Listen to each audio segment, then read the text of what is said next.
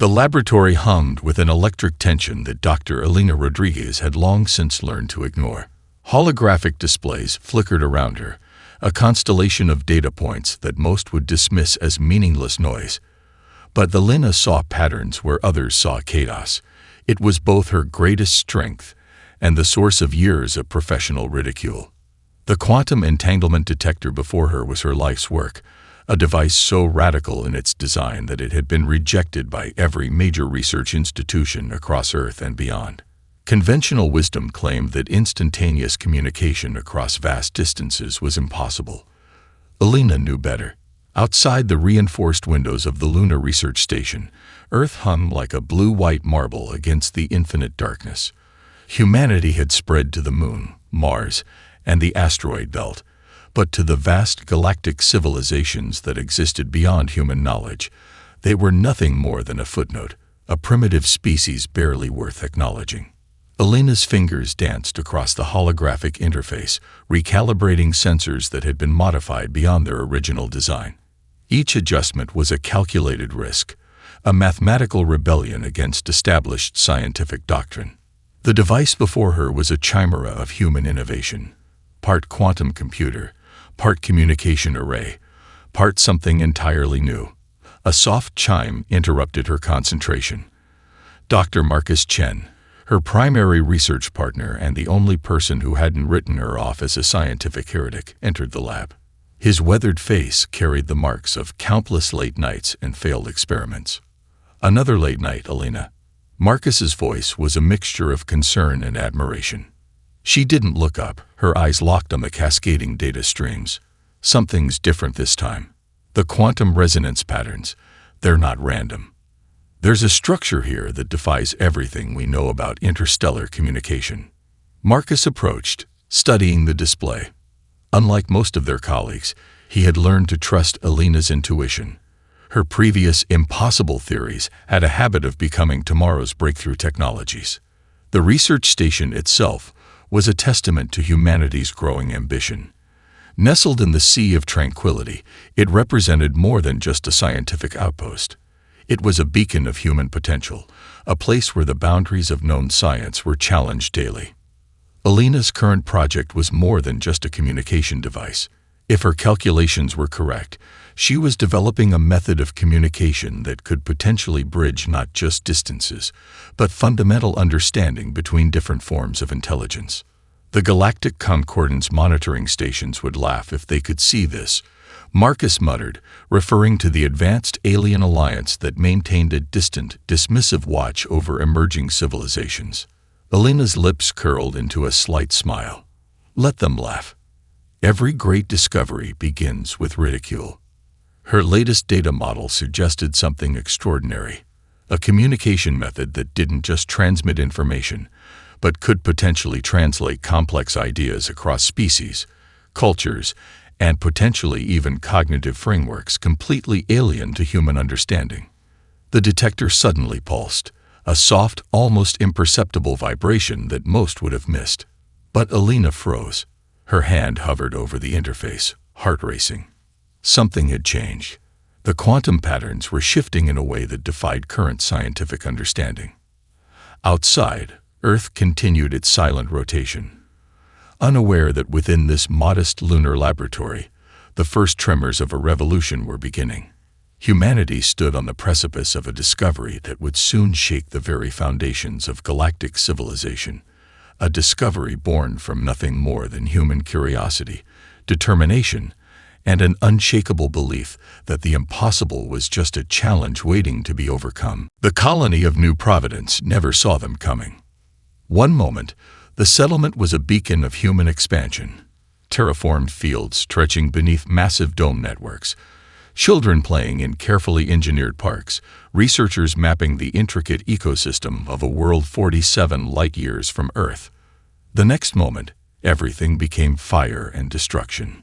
Massive ships emerged from subspace, their hulls a nightmare of obsidian and crimson. Vessels of the Zarkon Imperium that dwarfed human technology by generations of advancement. They moved with a calculated precision that spoke of millennia of unchallenged military supremacy. Governor Aria Rodriguez, a distant cousin of Elena, watched in horror from the central command center as the first plasma bombardments began. The colony's defensive systems, cutting edge by human standards, lasted less than 17 minutes against the alien assault. "This is Governor Rodriguez to all colonists." Her voice remained steady, a lifetime of military training preventing panic. "Evacuation protocols are now in effect. Remember your training. We will survive." Across New Providence, humanity responded with a resilience that would later become legendary. Parents guided children to emergency shelters. Scientists secured critical research. Engineers worked frantically to preserve what could be saved. Not with blind terror, but with a cold, calculated determination. The Zarkon commander, a towering being named Vornak, observed the destruction with what passed for satisfaction among his species. Humans were a potential threat. Young, expanding, showing early signs of technological innovation. The Galactic Concordance's protocols were clear: contain emerging civilizations before they could become a problem. What Vornak didn't understand was the fundamental nature of human resistance. 2 days after New Providence fell, reports came in of 3 more human colonies attacked. The Zarkon believed this would break human spirit. Instead, it did something far different. In the underground refugee camps, in hastily converted research stations, in military academies across human-controlled space, a transformation began. The attacks became a catalyst, welding fractured human political entities into something far more dangerous. "They thought they could break us," General Marcus Chen told an emergency session of the United Earth Council. The man who had once worked alongside Elena Rodriguez now stood as humanity's primary military strategist. "Instead, they've given us our true purpose." The council chambers, normally a place of bureaucratic debate, now crackled with unified resolve. Representatives from Earth, Mars, the lunar colonies, and the outer system settlements spoke with a single voice. No more internal politics. No more fragmentation. Vornak and the Zarkon Imperium had made a critical miscalculation. They understood conquest. They understood subjugation. What they did not understand was human adaptability. In research labs, military installations, and refugee centers, a new kind of preparation began. Every surviving colonist from New Providence became a reservoir of tactical knowledge. Every lost settlement transformed into a training ground for a resistance that would redefine galactic warfare. Elena Rodriguez, monitoring the events from her lunar research station, saw something the Zarkon could not. Where they saw destruction, she saw emergence. The quantum communication systems she had been developing would soon become more than a scientific curiosity. They would become humanity's most potent weapon. "They've just started something they cannot finish," she whispered, watching the initial reports of devastation. The first phase of the Genesis War had begun, not with humanity's defeat, but with its awakening.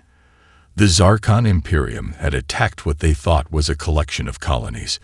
Instead, they had ignited the forge that would reshape the galaxy. The war room of the United Earth Defense Headquarters pulsed with an energy that defied traditional military doctrine. Holographic displays flickered with data streams, tactical simulations dancing across surfaces that once would have been covered in static maps and rigid battle plans. General Marcus Chen stood at the center, surrounded by a diverse team of strategists, scientists, and survivors from the destroyed colonies. Their approach to warfare would rewrite everything the Zarkon Imperium understood about military engagement. "We're not going to fight their war," Chen declared, his voice cutting through the ambient hum of technology. "We're going to fight our own." Dr. Elena Rodriguez stepped forward, her quantum communication research now weaponized in ways no one could have predicted. Her latest breakthrough allowed for communication networks that could literally reshape themselves faster than any alien tracking system could comprehend. The first demonstration came at the Epsilon Outpost, a seemingly vulnerable human settlement that the Zarkon had marked for their next surgical strike. What appeared to be a simple colonial defense became a masterclass in asymmetric warfare. As the Zarkon battle group approached, the outpost's defensive systems seemed laughably primitive. Traditional sensors showed minimal shield capabilities, outdated weapon arrays, and what looked like a completely vulnerable position. It was exactly what the alien commanders wanted to see. What they didn't see was the intricate network of quantum-entangled communication nodes that Alina had developed. Each defensive system, each piece of infrastructure, became a living, breathing entity capable of instantaneous reconfiguration. The attack began predictably. Massive Zarkon energy weapons unleashed their first salvo, expecting to vaporize the outpost in minutes. Instead, something extraordinary happened. The outpost's defensive systems didn't just respond, they anticipated. Shields morphed in milliseconds, redirecting energy in patterns that defied conventional physics.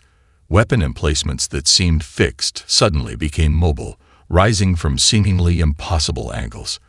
Decoys created by quantum projection made tracking actual defensive capabilities a nightmare.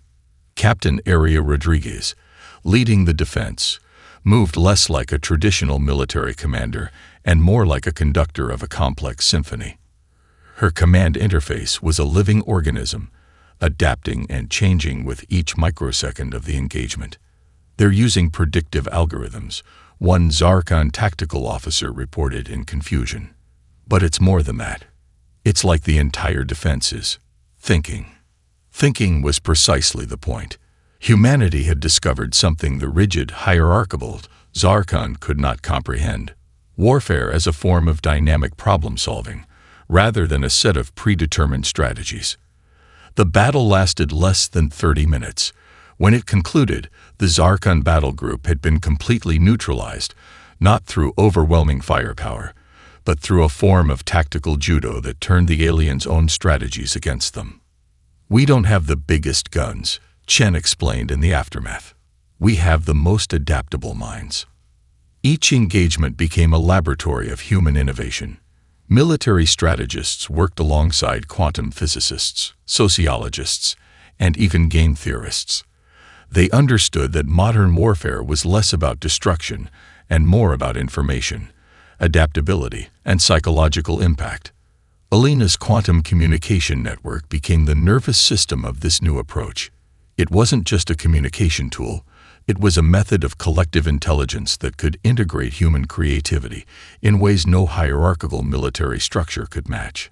The Zarkon had attacked hoping to crush human potential. Instead, they had awakened a form of warfare that was less about weapons and more about pure, unbridled human imagination. The Genesis War had entered its next phase, and humanity was just getting started. The Genesis Protocol was born in the darkest moment of human desperation. Deep within a hidden research facility carved into the Martian bedrock, Dr. Alina Rodriguez stood before a device that defied every known principle of physics, engineering, and biological limitation. Surrounding her were the last survivors of the most brilliant minds humanity could assemble: scientists, engineers, and military strategists who had been pushed to the absolute limit of human creativity. "We're beyond conventional thinking now," Alina announced, her voice echoing through the reinforced chamber. The device before them was less a machine and more a living system, a hybrid of quantum computing, adaptive artificial intelligence, and something that bordered on the mystical. The Genesis Protocol represented humanity's ultimate response to extinction. It was a technology that didn't just push boundaries, it obliterated them entirely. At its core, the protocol was a revolutionary approach to systems integration. Traditional military technology worked on fixed parameters, rigid designs that could be predicted and countered. The Genesis Protocol was alive, literally alive. Each component of a spacecraft, each weapon system, each defensive mechanism could now fundamentally reshape itself in real time. Imagine a ship that could grow additional armor where it was most needed, weapons that could reconfigure their molecular structure to bypass alien defenses, communication systems that could predict and counter electronic warfare before it even began. Dr. Marcus Chen, now leading the technological development team, explained it to the United Earth Council, in terms that bordered on the prophetic. "We're not just building machines anymore," he said. "We're creating ecosystems of technological adaptation." The first test came sooner than anyone expected. A Zarkon scout fleet detected the unusual energy signatures from the Martian facility. What they found defied every principle of known warfare. As their first wave of attack approached, the human defensive systems didn't just respond. They anticipated, evolved, and transformed. Weapon signatures that should have been predictable became quantum-entangled nightmares. Defensive shields didn't just block. They absorbed and repurposed incoming energy. Ships that appeared vulnerable suddenly sprouted additional systems, rerouting power, changing their entire structural configuration in milliseconds. Captain Aria Rodriguez piloted the first Genesis-enhanced vessel. Her control interface was no longer a set of buttons and screens, but a living neural network that responded to thought as much as command. The ship became an extension of human consciousness, adapting faster than any computer could calculate. Target identified. The ship's eye, if it could be called such, murmured. But it wasn't a static response. The very concept of targeting had changed. The AI was simultaneously analyzing potential attack vectors, predicting enemy movements, and reshaping the ship's capabilities. The Zarkon commanders watched in horror as their most advanced tracking systems became useless.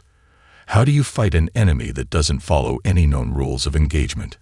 One Zarkon tactical officer's transmission was intercepted and translated. "They are not using technology.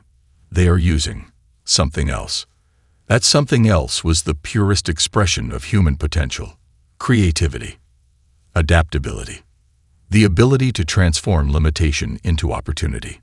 The Genesis Protocol was more than a technological breakthrough. It was humanity's declaration to the universe that they would not be defined by existing limitations. They would create their own rules, their own reality. As the first wave of Genesis-enhanced vessels moved into position, the galaxy held its breath. The rules of warfare were about to be rewritten. The most devastating weapon humanity possessed wasn't found in their quantum-enhanced ships or adaptive technologies. It was something far more subtle, far more powerful: understanding. Dr. Elena Rodriguez had long believed that true communication transcended language. Now, she would prove it on a galactic scale. The Psychological Warfare Division of the United Earth Strategic Command was unlike any military department in history. Linguists worked alongside quantum communication experts, neuropsychologists collaborated with diplomatic strategists, and cultural anthropologists became as critical to the war effort as any military commander. Their first breakthrough came from an unexpected source: the captured Zarkon communication logs. The alien civilization was built on a hierarchical system so rigid that it made human bureaucracies look like models of flexibility. Every communication, every decision, every strategic move was constrained by millennia of predetermined protocols. They understood strength only as a function of absolute control. Humanity's response was to systematically dismantle that understanding. Strategic communications began to emerge that deliberately challenged every fundamental assumption of Zarkon society. Messages were crafted not just to communicate, but to provoke, to challenge, to introduce cognitive dissonance on a civilization-wide scale. One particularly brilliant operation involved the strategic release of human cultural artifacts. Not weapons, not technological blueprints, but art, music, literature, philosophy. A transmission was carefully constructed and broadcast across Zarkon communication networks. It began with a human musical composition, a piece that deliberately broke every known Zarkon musical theory. The harmonies were chaotic, unpredictable, yet somehow profound.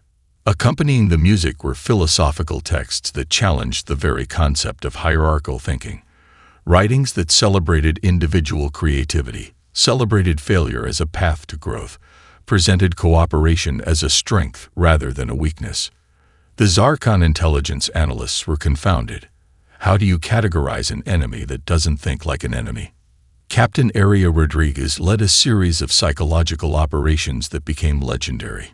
In several encounters, human ships would deliberately allow themselves to appear vulnerable, only to demonstrate levels of adaptability that bordered on the impossible. They would communicate with Zarkon forces, offering diplomatic solutions that were simultaneously genuine and strategically brilliant. "We're not just fighting a war," she told her crew. "We're presenting an alternative way of existing." The most insidious weapon was hope. Humanity began broadcasting stories of survival, of transformation, of communities rebuilding after destruction. These weren't propaganda. They were raw, unfiltered accounts of human resilience. Zarkon strategists found themselves experiencing something unprecedented: doubt.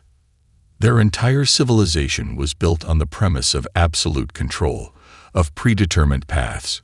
Humanity represented something terrifyingly different, a species that saw limitations as challenges, that transformed trauma into opportunity, that viewed uncertainty as a playground for innovation. Dr. Marcus Chen summarized it perfectly in a classified briefing. "We're not just fighting their military. We're challenging their entire philosophical foundation." The psychological war was reaching a critical point. With each transmission, each encounter, each strategic communication, humanity was doing something far more profound than fighting. They were offering the Zarkon a glimpse of a different way of existing.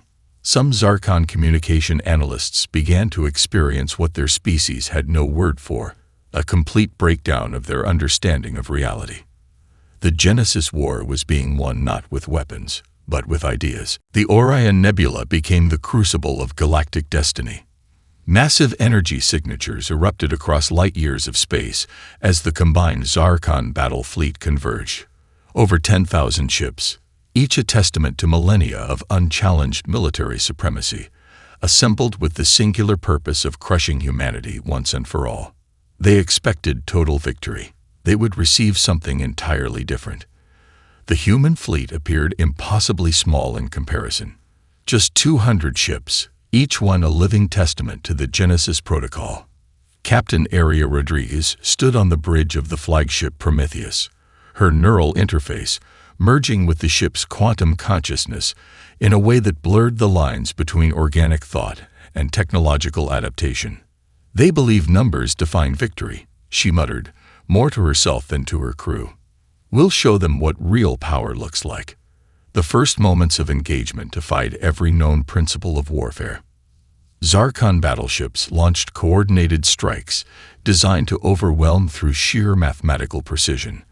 But precision meant predictability, and predictability was humanity's greatest weapon. The human ships didn't just dodge. They transformed. Armor became fluid, reshaping molecular structures faster than enemy targeting systems could compute. Weapon systems grew and mutated, creating configurations that violated every known law of physics. Where a Zarkon energy beam should have destroyed a human vessel, the ship would literally bend around the attack, absorbing and redirecting energy in impossible patterns. Dr. Elena Rodriguez, monitoring from the Martian Command Center, watched the battle unfold like a complex mathematical equation coming to life. Each human ship was no longer just a machine. It was a living, thinking entity that learned and adapted in real time. Vornak, the Zarkon Supreme Commander, could only watch in mounting horror. His tactical displays became meaningless landscapes of chaos. Ships that should have been destroyed regenerated. Weapons that should have been ineffective found impossible paths of destruction. "This is not warfare," one of his senior strategists whispered. "This is something else entirely."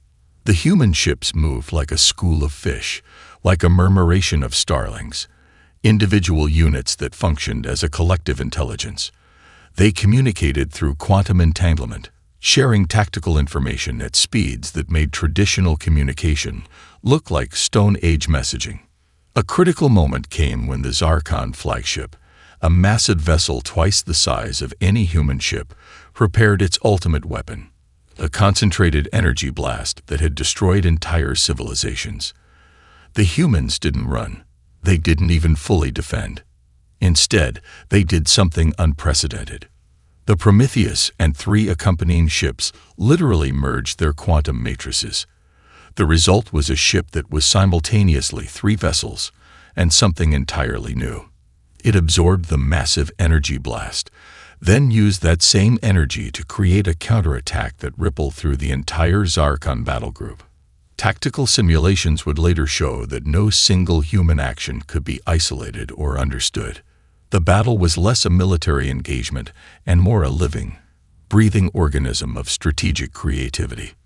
When the quantum dust settled, over 8,000 Zarkon ships had been neutralized, not destroyed, not defeated in a traditional sense, simply rendered irrelevant. Captain Rodriguez's final transmission to the remaining Zarkon forces was elegantly simple. We are not your enemy. We are the future. The turning point had come, and the galaxy would never be the same. The aftermath of the Orion Nebula confrontation was not a simple victory. It was a complete metamorphosis of galactic civilization. The Galactic Concordance convened in a massive diplomatic sphere, a neutral space station suspended between star systems. Representatives from thousands of civilizations gathered, their collective anxiety palpable. Humanity was no longer the overlooked species in the corner. They were now the focal point of an entire galactic reassessment. Dr. Elena Rodriguez led the human delegation. She was not a military commander. She was not a traditional diplomat. She was something far more dangerous, a bridge between what was and what could be. We're not here to conquer, she told the assembled representatives. We're here to collaborate. The Zarkon delegation sat in stunned silence. Their entire civilization had been fundamentally transformed by their encounter with humanity. The rigid hierarchical structure that had defined their existence for millennia had been shattered, replaced by something more fluid, more adaptive. Vornak, the former Supreme Commander, now sat as a representative of a civilization in transition. The psychological impact of their defeat had been more profound than any physical destruction. They had encountered a species that didn't just fight differently. They existed differently. The diplomatic negotiations became a masterclass in reimagining civilization. Humanity proposed a new framework of galactic cooperation that was less about control and more about collective growth. Their Genesis Protocol wasn't just a military technology, it was a philosophy of existence. Limitations are opportunities, Elena explained, presenting holographic models that showed how different species could complement each other's strengths. Every civilization has unique potential. Our job is to create systems that allow that potential to flourish.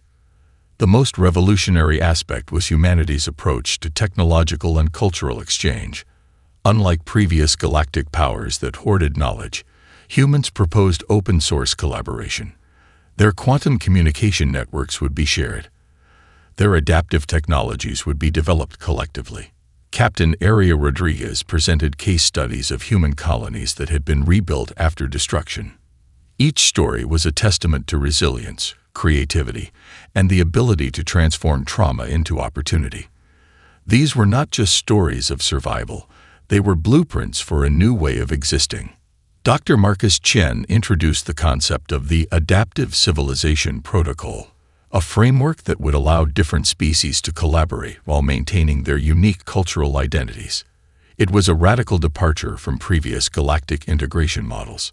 The most shocking revelation came from the scientific community. The Genesis Protocol wasn't just a military technology. It was a fundamental reimagining of how intelligence could function.